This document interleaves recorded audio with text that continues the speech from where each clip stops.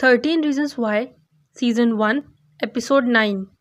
Episode की starting से पहले मैं आपको बताना चाहती हूँ कि ये एपिसोड और अगले 2 एपिसोड एक ही दिन और एक ही पार्टी में हुए इंसिडेंट्स की है और मैं कोशिश करूँगी कि आपको सारे इंसिडेंट लाइन से समझ में आ सकें। तो अब एपिसोड स्टार्ट करते हैं। एपिसोड की शुरुआत होती है हैना की आवाज़ से, जो बताती है कि स्कूल में सबसे ज़्यादा खुशी समर हॉलीडेज से होती है और उस साल उसके साथ जो भी हुआ वो उसे भुलाकर एक नई शुरुआत करना चाहती थी। और साथ में ये भी बताती है कि उसके काम पर यानी क्रेस्टमॉन्ट पर जो उसका इकलौता दोस्त था यानी कि क्ले, वो छुट्टी में अपने ग्रैंड पेरेंट्स के घर चला गया था और हैना को एक चेंज चाहिए था, इसलिए वो अपना हेयर कट करा देती है। प्रेजेंट में क्ले स्कूल आता है और जेसिका, जस्टिन, जैक, शेरी और ब्राइस को आपस में बात करते हुए देखता है, जहाँ जेसिका स्कूल में ड्रिंक कर रही है। उसके बाद क्ले उससे बात करने आता है और कहता है कि उसने जेसिका की पार्टी की टेप सुनी और जेस कहती है कि वो सारी टेप्स झूठी हैं। क्ले उसे कहता है कि उस टेप में हैना जेसिका की बात कर रही है ना, और अगर ऐसा है तो क्ले उसकी हेल्प करना चाहता है।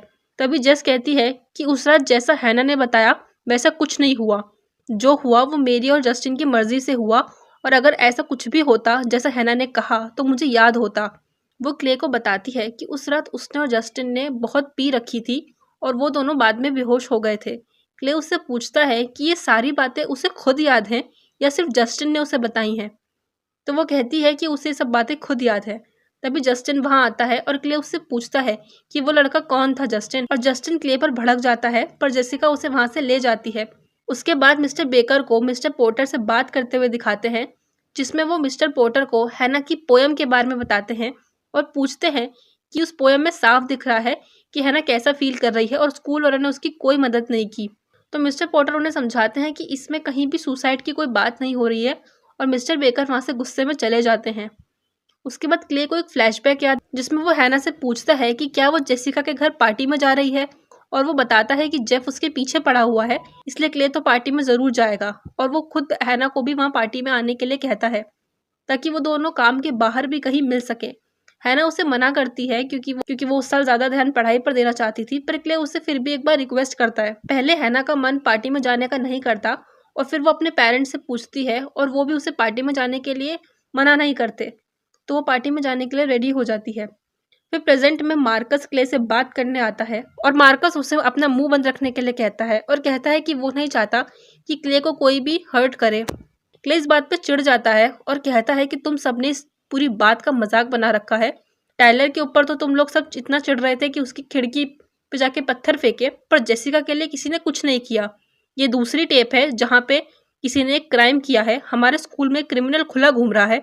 और साथ में मार्कस को ये भी कहता है कि शायद जेसिका ने खुद को समझा लिया कि कुछ नहीं हुआ, पर अगर उसने अपने लिए आवाज़ नहीं उठाई तो क्ले उसकी हेल्प करने के लिए कुछ ना कुछ ज़रूर करेगा।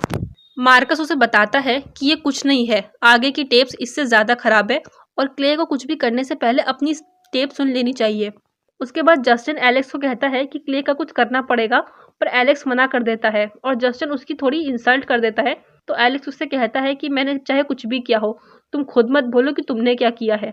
और जस्टिन को सुन के गुस्सा आ जाता है और वो दोनों आपस में लड़ते हैं और क्ले उन दोनों की लड़ाई को देखता है। मार्कस आके जस्टिन को बताता है कि क्ले जेसिका की बात भूलने के लिए रेडी नहीं है और अगर किसी ने कुछ नहीं किया तो वो स्कूल में बता सकता है। जस्टिन कहता है कि वो हमें फंसाए उसके पहले हमें उसे फंसा देना चाहिए। उसके बाद कोर्टनी जेसिका से बात करती है और जेसिका उसे कहती है कि क्ले ने उसके पार्टी की टेप सुनी है और वो हैना की बात को ही सच मान रहा है। कोर्टनी ये बात सुन के थोड़ी परेशान होती है और जेसिका उसे कहती है कि अगर वो सब कुछ सच होता तो हैना उसे ज़रूर बताती, और कोर्टनी कहती है कि हैना सिर्फ झूठ बोल रही है, पर जेसिका कहती है कि ऐसा कैसे हो सकता है। पार्क में जस्टिन की खींची हुई वो फ़ोटो सच थी, वो लिस्ट सच थी, क्या पता वो बाकी सब जो चीज़ें उसने वहाँ पे कही हैं वो सब भी सच हों। कोर्टनी कहती है कि जस्टिन झूठ क्यों कहेगा। नेक्स्ट सीन में मार्कस ब्राइस से कुछ ड्रग्स मांगता है और उसके बाद मिस्टर और मिसेस बेकर को दिखाते हैं, जिसमें मिसेस बेकर गुस्सा करती हैं क्योंकि उनके पास वो मैगजीन एक इकलौता सबूत थी और अब मिस्टर पोर्टर ने वो भी स्कूल में बता दिया है, तो उन्हें उसके बारे में भी पता चल गया है। उसके बाद मिस्टर पोर्टर को दिखाते हैं जो रियान से उस पोयम के बारे में पूछते हैं और वो बताता है कि वो पोयम किसी ने छुपके से उसके लॉकर में डाल दी थी। उसे वो पोयम अच्छी लगी तो उसने वो पब्लिश कर दी। मिस्टर पोर्टर उसे बताते हैं कि वो पोयम हैना ने लिखी थी और वो कहता है कि उसे नहीं पता था कि ऐसा कुछ है, और मिस्टर पॉटर उसे मैगज़ीन बंद करने के लिए कहते हैं। और मिस्टर पॉटर उसे बताते हैं कि इस केस की वजह से अब रियान आगे स्कूल मैगज़ीन में कुछ भी पब्लिश नहीं कर पाएगा। उसके बाद मार्कस मिस्टर पॉटर से क्ले के बारे में कुछ बात करने आता है। तभी क्लास में मिस्टर पॉटर वाइस प्रिंसिपल के साथ सभी का बैग चेक करने आते हैं और क्ले के बैग में उन्हें ड्रग्स मिलते हैं, जिसे देख के क्ले शॉक हो जाता है और उसे समझ में नहीं आता कि वो कहाँ से आए। उसके बाद फ्लैशबैक में हैना को पार्टी में आते हुए और क्ले को भागते हुए कहीं जाते हुए दिखाते हैं, और हैना कहती है कि अगर मुझे पता होता कि उस रात क्या होने वाला है तो मैं वहाँ कभी नहीं जाती। हैना पार्टी में आती है और देखती है कि सब लोग उसे देखकर काफ़ी खुश हैं और उससे अच्छे से बात करते हैं, और हैना को लगता है कि शायद वाकई में एक नई शुरुआत पॉसिबल है। उसके बाद हैना जेसिका से बात करती है और उसे जस्टिन के बारे में थोड़ा वार्न करती है, क्योंकि जो भी जस्टिन ने हैना के साथ किया, जब हैना वो बात अभी तक भूली नहीं थी, तो वो जेसिका को थोड़ा संभल कर रहने के लिए कहती है, पर जेसिका उसकी बात नहीं सुनती। और बैकग्राउंड में हैना कहती है कि जेसिका ने मेरी बात नहीं सुनी, पर उसे नहीं पता था कि कुछ लोग कभी नहीं बदलते। और हमें ये पता चलता है कि ये टेप फिर से जस्टिन की है। उसके बाद प्रेजेंट में क्ले को स्कूल से 3 दिन के लिए सस्पेंड कर देते हैं, और क्ले यही कहता रहता है कि उसे नहीं पता कि वो ड्रग्स कहाँ से आए। क्ले बाहर आके बैठता है और स्काई उससे पूछती है कि जब उसे पता था कि बैग चेक हो रहा है तो उसने ड्रग्स को क्यों नहीं छुपाया, और तब क्ले उसे भी मना कर देता है कि वो ड्रग्स उसके नहीं है। फ्लैशबैक में क्ले और हैना को साथ में बैठ के बात करते हुए दिखाते हैं, और वो दोनों आपस में अपने पेरेंट्स की बात करते हैं। तभी जस्टिन और जेसिका वहाँ आके बैठते हैं, और हैना बताती है कि उस दिन उसे काफ़ी ज़्यादा अच्छा लग रहा था, क्योंकि पूरे टाइम सिर्फ वो और क्ले साथ में थे और दोनों आपस में काफ़ी बातें कर रहे थे, पर उसे इस बात का भी डर था कि कहीं कुछ बुरा ना हो जाए। फिर वो बताती है कि उस रात की टोटल 3 कहानियाँ वो सुनाएगी, और सबसे पहले वो ये वाली सुनाने वाली है। पूरी पार्टी में जेसिका और जस्टिन साथ में थे, और अचानक से हैना को जेसिका के बेडरूम में दिखाते हैं। हैना कहती है कि बेडरूम में मैं कैसे पहुंची ये दूसरी कहानी है, और ये मैं आपको बाद में बताऊंगी, पर वो इनडायरेक्टली बताती है कि जस्टिन तुम सारी रात एक ही लड़की के साथ थे।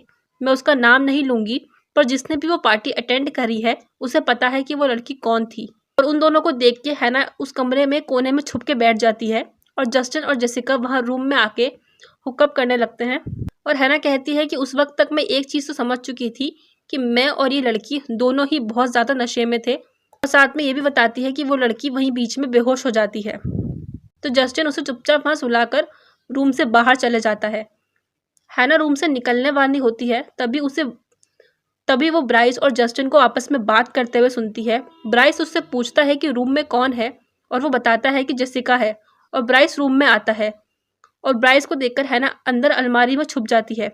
जस्टिन रूम में आके ब्राइस को मना करता है, पर ब्राइस उसे धक्का दे देता है और रूम को लॉक कर देता है। जेसिका वहाँ बेहोश रहती है, और उसी हालत में ब्राइस जेसिका का रेप करता है, और हैना ये सब कुछ अपनी आंखों से देखती है। हैना कहती है कि ये टेप जस्टिन और उसके बारे में है, क्योंकि ना जस्टिन अपनी गर्लफ्रेंड को बचा पाया और ना हैना अपनी दोस्त को बचा पाई। जब ब्राइस वहाँ से चला जाता है तो हैना को बहुत ज़्यादा रोते हुए दिखाते हैं। वो वहाँ बेहोश जेसिका से माफ़ी मांगती है और कमरे से चली जाती है। नीचे आकर वो देखती है कि जस्टिन उदास बैठा है। उसके बाद प्रेजेंट में क्ले को अपनी मॉम के साथ पुलिस स्टेशन जाते हुए बताते हैं, क्योंकि उसे एक ड्रग प्रोग्राम साइन करने के लिए स्कूल वालों ने कहा था। उसके बाद कॉर्टनी को दिखाते हैं जो मार्कस को चिल्लाती है, और मार्कस कहता है कि ये सब कुछ करना ज़रूरी था क्योंकि क्ले स्कूल में सब कुछ बताने वाला था।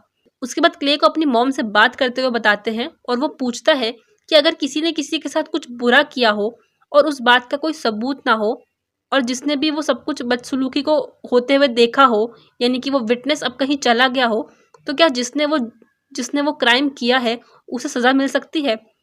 उसकी मॉम पहले उससे पूछती है कि वो किसकी बात कर रहा है, पर क्ले फिर भी उन्हें कुछ नहीं बताता। उसकी मॉम उसे बताती है कि अगर विक्टिम खुद कुछ ना कहे तो केस लड़ना काफ़ी मुश्किल है, मतलब सज़ा दिलवाने का कोई भी रास्ता नहीं है। उसकी मॉम उससे पूछती हैं कि आखिर चल क्या रहा है, और वो बताता है कि उसने झूठ कहा था कि वो हैना को नहीं जानता। हैना उसकी काफ़ी अच्छी दोस्त थी और वो उसे काफ़ी ज़्यादा मिस करता है, और उसे बहुत बुरा लगता है कि वो उसे नहीं बचा पाया और ना ही उसकी कोई हेल्प कर पाया।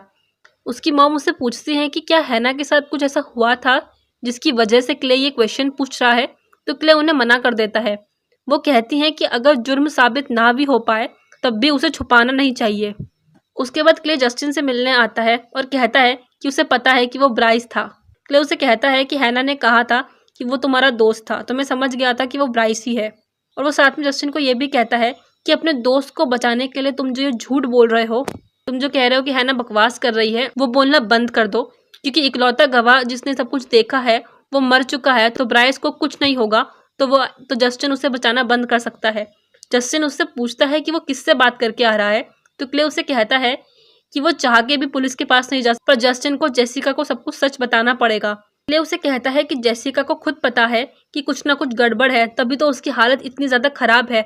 आज वो स्कूल में ड्रिंक कर रही थी और जस्टिन खुद इस गिल्ट में है, तभी तो उसकी खुद की हालत इतनी खराब होती जा रही है कि उसे कुछ समझ नहीं आ रहा कि उसे क्या करना है। साथ में वो ये भी कहता है कि जेसिका इस बात को तब तक सच नहीं मानेगी जब तक जस्टिन खुद उसे सच नहीं बताएगा। जस्टिन को सब कुछ सुन के एक फ्लैशबैक याद आता है। जब ब्राइस रूम के बाहर आता है, जस्टिन उसे कहता है कि वो यहाँ जेसिका के लिए खड़ा है और ब्राइस अंदर जाने की कोशिश करता है, पर जस्टिन उसे रोकता है और वो कहता है कि जेसिका उसकी गर्लफ्रेंड है, पर ब्राइस उसे कहता है कि वो सिर्फ तेरे लिए टाइम पास है और जो तेरा है वो मेरा ही है।